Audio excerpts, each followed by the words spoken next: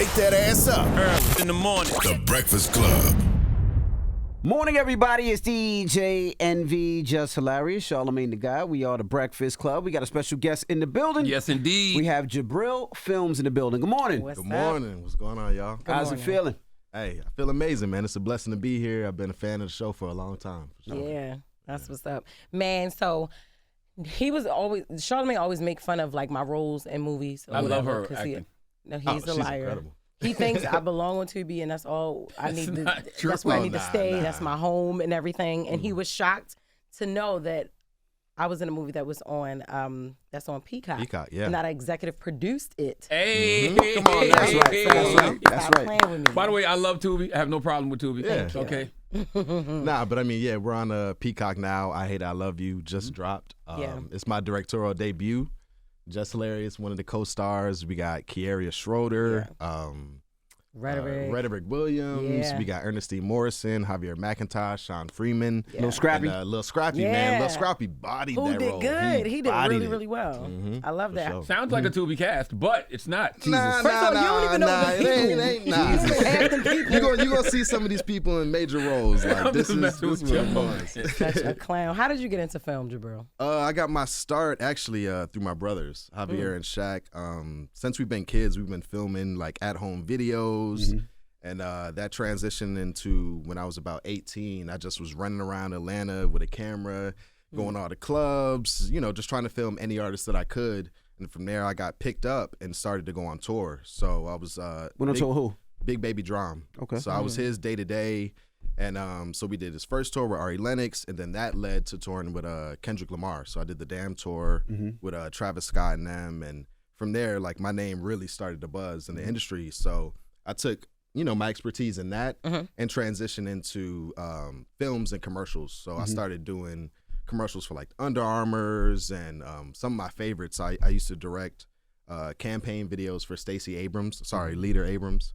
And then, from there, I just started shooting movies as a cinematographer, doing like Keisha Cole's biopic and Never Would Have Made It. But now it's transitioning into my directorial debut, which is I Hate I Love You. So for I Hate I Love You, did you film it yourself, produce it yourself, and then sell it to Peacock, or did you? So Maverick and Freely Films, they kind of put together that play, but I was one of the producers and directors, and my team with BP40, we pretty much just use all of our resources to film it. Like it's all of our own equipment. We brought everything to the table, and I directed, edited, and built the score. The reason I ask is, all of these streaming platforms, they need content. And, people, they joke about Tubi, but that's essentially what Tubi was. But all of these streaming platforms are going to be taking that model. Yeah. Facts. Yeah. And I think it's just important, like what we did, which is we just used our whole community to kind of bring it together. Yeah. Like all of our friends, family, we brought everybody together to make the film happen, especially because we filmed it last December, which of course was like right after the film strike. So everybody was hungry. Like pretty much nobody had worked for a year. So we all came together for this one project. Why did you cast Jess? So actually, to be honest, I didn't cast Jess, but when they brought her name up, I was like, oh, she's going to be perfect for this role. Because for one, I knew she could actually act. She can definitely actually act. I'm telling you. It's like people are asleep on that side of Jess. Like we all know she's funny, but she can actually act. And the good thing about her in those scenes, like when we're actually going through it, every take she brings something different. So some actors, they just give you the same take back to back to back, but Jess always brings something new. So, I mean, I'll forever want to put her in my movies. Thank you. Yeah, for sure. Yeah, and then a lot of people was talking about my role. Why did y'all have me play that role? Now it's so many people. What's the issue? I paid them. What's the issue? The issue is I Stop sleeping with that man, that before. girl's husband. Hey, man, Right, it's a little spoiler alert, man. You know I what I'm know, saying? right? And then I just got a role when I was in First Lady at BMF. I slept with my best friend's man too there, and everybody is Gosh, like, Leah? "Jess, is this right?" Everybody like, "Jess, is this what you do?" Nah, we gonna switch it up next time. Switch it up next time. Very, but very you good. did body that role. Yeah. You Yeah. killed it. Yeah. Thank you. Did you have? Was it like a whole team of writers? Like, cause you said it was. Actually, no. So it was Jay Carter, the executive The producer only of the film. writer. Yep, he That's wrote the what's whole up. film. That's what's up. sure. Yeah. Yeah. And then in the I seen like I like to look at the comments and get feedback about like everybody's role and stuff. They were I seen a lot of people were saying like, so what exactly was the plot? Like, what was the plot? I know that Kiera, no, I want to call them by their names, their characters. Jacinda Yeah. and Bradley. Yes. Yeah. So they owned the agency. Yeah, they own the agency Art Life. And I want to know, how did Scrappy come into play? How did he come into play with, like, how did he owe him money? Did JC and Brad owe him money? So essentially, Lil Scrappy's character Bones in the movie, he funded all of Art Life to make it what it is. Got it. So it's this huge conglomerate, and Bradley and Jacinda are married, and Jacinda thinks that it was just their success that made it, blow up this big, not knowing that the whole time it was Scrappy and his funny money which funded their whole company. Is this Scrappy's first acting role? No, so he's been in a couple other roles, but this is his first, I would say, like serious role. Yeah. Because he's, typically he's the bad guy. Gotcha. But what I wanted to do with him in this movie is I wanted him to be the villain, but very calm. Because I feel like, the undertone of being calm yet also assertive is a lot more, scary and kind of terrifying. So is it hard taking notes from networks nowadays or streaming platforms? Honestly, I can't really speak to it because they really let us cook. So they let me cook with this. It was my first one, and I think they just trusted the cast. They trusted the crew. So when we delivered the product to them, they just accepted it as it was. And I feel like that's what they should do. Like, get out the way of the creatives. Yeah. You know what I'm saying? Even if you're putting money up, get out the way of the creatives. Yeah, I agree. Because this is our full vision. Like, we put our heart into this. We spent probably a year and a half just working on this movie. So I'm glad, they just let us do our thing. How long did it take to shoot? You said a year and a half to do the whole movie. But how long did it take to shoot? We shot it in 10 days. The whole movie in 10 days? Whole movie in 10 days. So it was just a grind, just 10 days straight. And then I spent the next, I don't know, maybe 6 months editing and building up the score. Yeah. Yeah. How did the writer's strike, I heard you mention it earlier, how did the writer's strike affect this film? Was this something that was already in the works when the writer's strike came into play, or? Yeah, so it was in the works, but the tough thing, I would say the way it affected it would be just the timeline, because we weren't sure when we could film it, but also it was like assembling the crew and trying to figure out which cast could be involved. That was a really hard thing with the writer's strike, but luckily we filmed it in December, like at the end of the year. Yeah. And everybody was kind of like, all right, I'll do this last joint, before the end of the year to make it happen. Yeah. Who inspires Jabriel? I would say definitely my family, my parents, my brothers. But in the film world, it's definitely Spike Lee. Okay. That's my favorite director. And Why? Why is he your favorite? it's just the first time I saw Do the Right Thing, it just blew my mind. Classic. Just, being able, that's my favorite movie of all time. And just being able to bring people into your world and actually show them what that looks like is incredible to me. And I would say, surprisingly enough, what really made me want to become a filmmaker is Missy Elliott. So when I was a kid, when I was a kid seeing her videos, it was the same thing. Like, my mind was blown. I'm like, how can people do this? How can I figure out how to make these things happen? And so Missy Elliott is one of my biggest inspirations as well. So see, I wonder what's more important for a director, story or visual?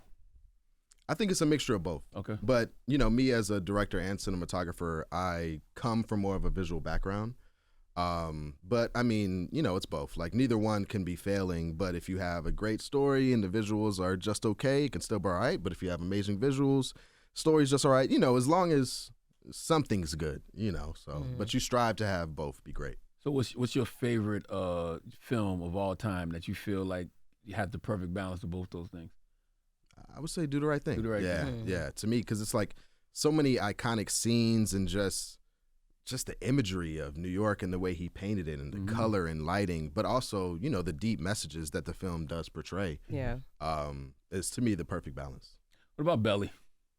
I love Belly. Belly's incredible. That's crazy. Belly's so slept on. People be acting like Belly, but they say visually they didn't like how dark it looked. It was I love dark, that. but it was I love it that, was the though. scene, It's though. one of the That most was- creative yeah. movies ever made. I think Belly deserved, Oscars. Like, Absolutely. Like, Belly is incredible. And Yeah. you can still watch it today and it stands the test of time. Absolutely. Crazy. I was like 10, 11 watching that movie. Wow. That in the beginning, that Yep. that Oh, club for scene, sure. that's Yeah. crazy. Yeah. That's like a music video in itself. And then just the scenes, everything, buns.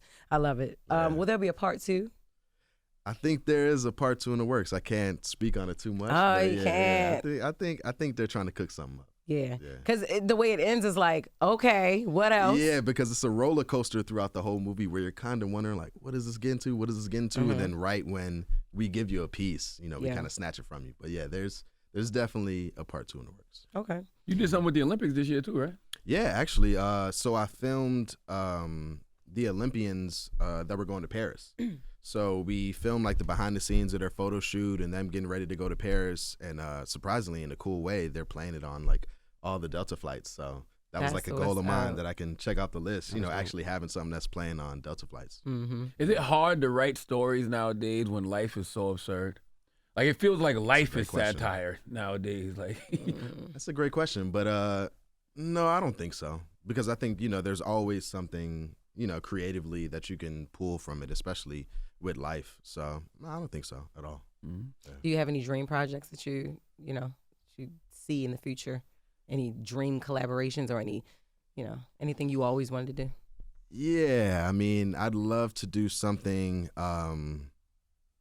with Jamie Foxx. I love Jamie Foxx as an actor. Definitely Spike Lee, and just like bigger movies. I would say like bigger movies with larger budgets, more access, and us being able to tell our stories. So. Yeah, that's on the way. I wonder, with directors like yourself, is it pressure because every single thing you do nowadays can be magnified, right? Like you so a lot of these people have the opportunity to grow in the business, but for you, it's like, oh, Jabriel, Hate I Love You. Oh, Jess Hilarious in it. These person in it. I'm gonna watch. So they're watching you from the beginning. Yeah. I mean, for me, I don't really feel the pressure as much because I disconnect. So I don't spend time on the internet all day. And I know people are going to say what they're going to say regardless. I've been making films and commercials for 15 years. So it's like either you like it or you don't, So I know what I created. I know what it took to make it, especially with our team. So I don't really feel the pressure. And I always know where I'm going. I'm always going to something bigger and greater. So if you don't like this one, maybe you like the next one. If you don't like that one, maybe you like the next one after that. But if not, I'm not here to please everybody anyway, so that's all good. What's your favorite way to tell a story? Is it through film? Is it through, I guess the documentary style stuff like the Olympics? Like, I would say my favorite would be film and commercials. Like I really like commercials because there's so much intention and there's so much time spent for something that's so small. And you can get really creative with commercials. So I would say, movies and commercials are definitely my favorite. Commercials are a lost art. Yeah. Yeah. For sure. Like think about when we was young, those commercials that used to like stand out that you remember to this day. Yep. Yeah, they don't do it that way anymore. It's sad, but hopefully we can bring it back. You know what I'm saying? All right. I remember when Super Bowl commercials were the best. Like people Facts. used to love those commercials. Now it's like, nah, I'm tired of like the Dawn commercials. Like none of them make sense. Like I don't have a greasy duck. I got dishes I need washed. Right. So it's Facts. like, it's like who are writing these commercials? We need better writers. It's a couple that I think are cool. The homie Calmatic, he does some cool stuff for like the LeBron commercials. But yeah, I agree. Like they don't go as big as they used to go. So I mean, I think the Gatorade commercials were always big. Gatorade Yeah. and Nike back in the day were always Good music too. Yep. Yeah. Facts. So you went to Georgia State University. Yep. And I know you told us how you got into film, but you majored in Business. Yeah. So I got my marketing degree. How do you still dabble in that? Marketing and business, definitely. So I always knew that I wanted to do film. And my brother and I started our company in college. So like I already knew what I wanted to do, so I didn't want to go to film school. I just wanted to know how to build my business. So I just took all those years of college learning business and marketing, and I was writing, my business plan for my actual company while I was in school. So it was cool. Like my professor is like, make up a mock company and I'll review your business plan and this, and this. But I was using my actual company for the professors to review, so yeah, it definitely helped. And was that your brother? You talk about your brother. Is that your brother that played in the movie as well? Javier. Because he's the actor. Yep. Okay. And and are you an actor as well? Not at all. I stay behind the camera. And he's always 100%. been in front of the camera. Oh yeah, for sure. He's a huge personality. Like he's a YouTube star. He does it all. Oh yeah, that's what's up. I wonder if business has gotten in the way of the creative, because creatives to me are creatives, business people are business people, but nowadays creatives are forced to be business people because so many creatives be getting got. That's true. So you got to know your business, but I wonder if the business gets in the way of just being creative sometimes, having to balance both. I think so, because it's like, for me, and all our peers, we want to control our destiny. So we want to own our own businesses. We want to have our foot in the door. We want to be a part of the conversations, but also as a creative, like sometimes I wish I could just show up and only do art. Like I don't want to have to handle business and hop on all these calls and figure out where the money's going. It's like I just want to show up and create. So yeah, I agree. Okay. Well, Somebody like your brother. Oh, so I'll say somebody like your brother is gonna be probably such a good actor because he got you just watching his back, so you don't have to worry about facts the business too That's much. what's Yeah, up. yeah, that is true. It's a Well, good tell them point. how they can see I Hate, I Love You, starring our very own Jess Hilarious. Yes. Yeah, so you can see I Hate, I Love You right now out on Peacock. Please go stream it everywhere. We put our heart and soul into this. Absolutely. And, shout out Freely Films, Maverick, Eli, Tedro, my whole family. Jay Carter. Jay Carter, of everybody, course, all the Sean, actors. Tania, everybody. That's what's up, man. Was she acting like a diva on Nah, Jess Not on was set? hella cool. Wasn't I? She was super cool. Thank you. In between the scenes, cracking jokes, like, like she was very, very professional. And even like taking, criticism or like, maybe let's try it this way. She's like, all right, boom, got it. Not a diva at all. Were you pregnant when you were shooting? I was pregnant. Wow. They, How many didn't, months? they didn't know. Yeah, Oh, they didn't know. I just found out today. Yes, I was pregnant. Yeah. I think I was a month already. Yeah. Wow. Oh, so you couldn't even smoke. You was just Man, what? Mad. But I was like, oh, okay, all right.